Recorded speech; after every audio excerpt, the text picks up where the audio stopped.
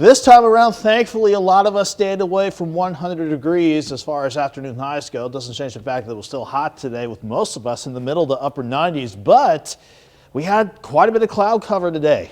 And not only that, I can't remember the last time I said this, but we actually had a good scattering of rain, not just around the Joplin area earlier this afternoon, but additional rain that's been coming at us from the northwest as we continue through the late afternoon and into this evening. You can see how nothing is too terribly heavy, but at the same time, while this isn't a drought buster, we'll take any rain that we can get, and we'll certainly be thankful for that, even though the area-wide average is still almost about zilch, but areas that did see some rain today, you definitely had some pockets pushing at least half an inch of rain, which again, not the drought buster, but we'll definitely take it considering how dry and how hot much of next week is looking.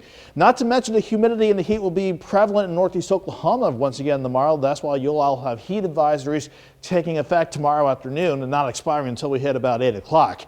We hit 101 at Joplin Regional the other day. You can see though we were sitting at 100 at 5 o'clock the other day. Right around 80 degrees this morning and topped out in the upper 90s, but with passing clouds and even some passing rain, you saw how Joplin Regional bounced up and down between the mid and upper 90s. And this was just before sunset, a lot of cloud cover, but at least at that time we were looking quiet and at least dry from the east side of Joplin. Let's go to the surface map. You can see from the wind arrows where our front is. It's still parked just to the north of the region. As long as that is close enough, with some additional upper level waves coming in from the northwest around this foreboding upper level ridge, this is still going to keep some rain chances in the forecast. Not only after we get past midnight, you can see how we'll see some showers try to start developing to the northwest at 2 a.m. We'll continue with plenty of cloud cover to start the day and some scattered showers, even a couple of storms. If we do see a couple of storms, though, not expecting anything strong or severe, even though we're going to be quite warm and humid. We just thankfully don't have the setup for anything to get too strong. With that said, if you get underneath any random thunderstorms, you'll definitely pick up on some locally heavier amounts of rain. Then, once we get into the afternoon, we're going to back things down to partly sunny skies and maybe a few isolated showers or storms during the afternoon. Now, what does that do with temperatures? We'll go from 79 in the morning, 89 by noon, highs near 96. We'll clear out as we go into Sunday night.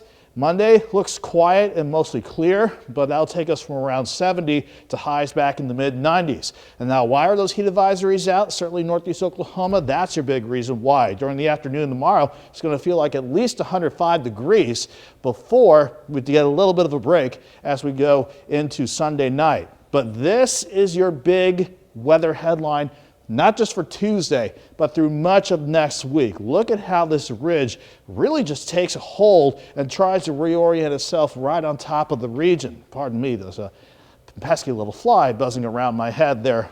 You can see what that high upper level ridge does with temperatures though. 96 Sunday, 95 on Monday, 105.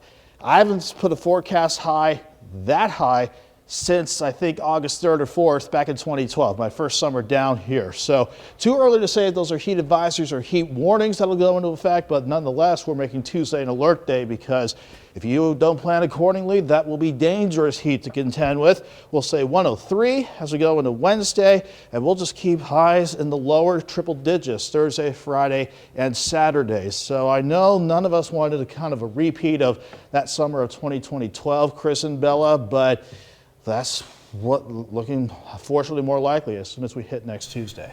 Yeah, those temperatures less than pleasant to say the least. Yeah, with any saving grace though, a lot of those days will have dry air, so it's going to heat up pretty fast. But if we can at least get temperatures into the 70s each of those mornings, that's at least gives us a little bit of a break. Sounds great to me.